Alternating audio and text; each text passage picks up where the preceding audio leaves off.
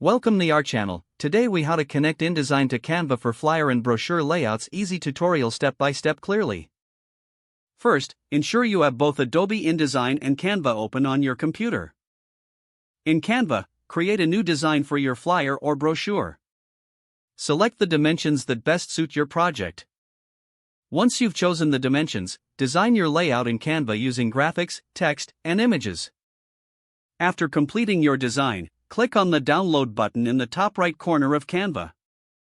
Choose the file type you want to export your design as, preferably PDF for better quality. Click on Download to save the file to your computer.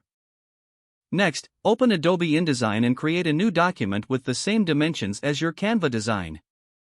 Go to File, then select Place to import your Canva design. Navigate to the folder where you downloaded your Canva file and select it.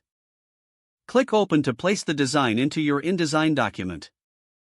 Adjust the placement of the Canva file as needed within your InDesign layout.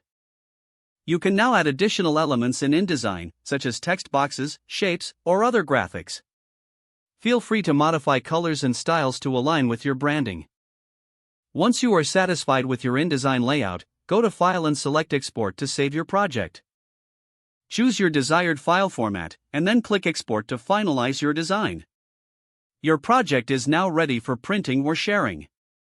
If the page does not load, refresh the browser or try again in a private or incognito window. Make sure you are using the correct email address, then retype it carefully to avoid small typos. If your password is not accepted, use the reset option and create a new strong password you can remember.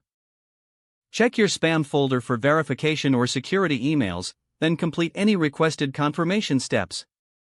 Enable two-factor authentication if available to improve account security and reduce unauthorized access risk. After signing in, review your profile details so your contact information and settings are accurate and current. If you see an error message, note it down and try again after restarting your device and internet connection.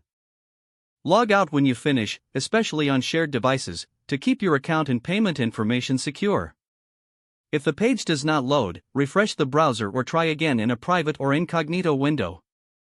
Make sure you are using the correct email address, then retype it carefully to avoid small typos. If your password is not accepted, use the reset option and create a new strong password you can remember. Don't forget to like this video and subscribe to our channel for more step-by-step tech guides.